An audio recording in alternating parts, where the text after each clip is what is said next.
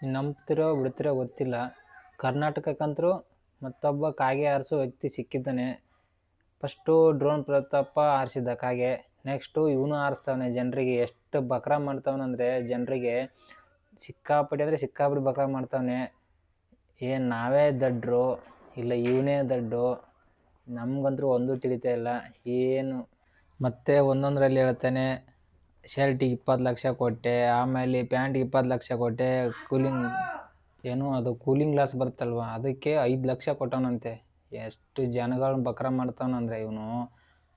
Drone ಪ್ರತಾಪ pro ಆದರೆ ಇವನು pro Max. ಅವನ ತಮ್ಮ ಇವನ ಅಣ್ಣ. ಜನಗಳನ್ನ ಬಕ್ರಾ ಮಾಡೋ ಇದರಲ್ಲಿ ದಯವಿಟ್ಟು ಯಾರು ಕರ್ನಾಟಕ ಜನತೆಗಳು ಇವನ ಮಾತುಗಳಿಗೆ ಯಾರೂ ಮರಳು ಹಾಕೋಬೇಡಿ, ಬಕ್ರಾ ಹಾಕೋಬೇಡಿ. ಮತ್ತು ಒಂದೊಂದು ವಿಡಿಯೋಗಳು ಮಿಲಿಯನ್ ಗಟ್ಟಲೆ ಯೂಸ್ ಓಡ್ತಾವಂತೆ.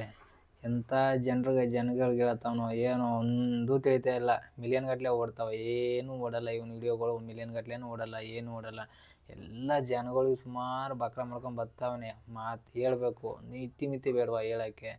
ಸುಮ್ಮನೆ ಪುಂಗೆ ಬಿಡ್ತಾನೆ. ನಾವು ಕೇಳ್ತಾ ಇದ್ದೀವಿ ಅನ್ನೋದು ಇವ್ನು ಪುಂಗೆ ಬಿಡೋದು. ಇಷ್ಟೇ ಆಗೋಯ್ತು ಇವನ ಜೀವನ. ಕಲರ್ಸ್ ಕನ್ನಡದವ್ರಿಗಂತೂ ಒಬ್ಬ ದೊಡ್ಡ ಬಕ್ರಾ ಸಿಕ್ಬಿಟ್ಟವನೆ.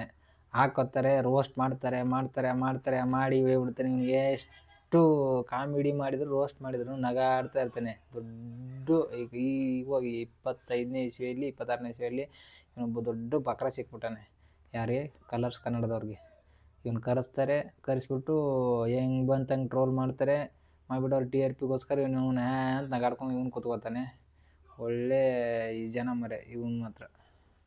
ಇವನ ಸಹವಾಸ ನಮ್ಗೆ ಮಾತ್ರ ನೋಡೋಕ್ಕಾಗ್ತಾಯಿಲ್ಲ. ಬರೀ ಲಕ್ಷಗಟ್ಟಲೆ ಏನು ಮಾತಾಡಿದ್ರು ಲಕ್ಷ. 1,000, 10,000, 20,000 ಇಲ್ಲೇ ಒಂದು ಸಣ್ಣ ಮಾಮೂಲಿ ವಸ್ತು ಆದ್ರೂ ಲಕ್ಷ ಮೇಲೇ. ನಿಮ್ಮ ಪ್ರಕಾರ ಇವನು ಹೇಳ್ತಾರ ನಿಜನಾ ಸುಳ್ಳ? ಕಮೆಂಟ್ ಮಾಡಿ ತಿಳಿಸಿ ಅವರು ದಯವಿಟ್ಟು.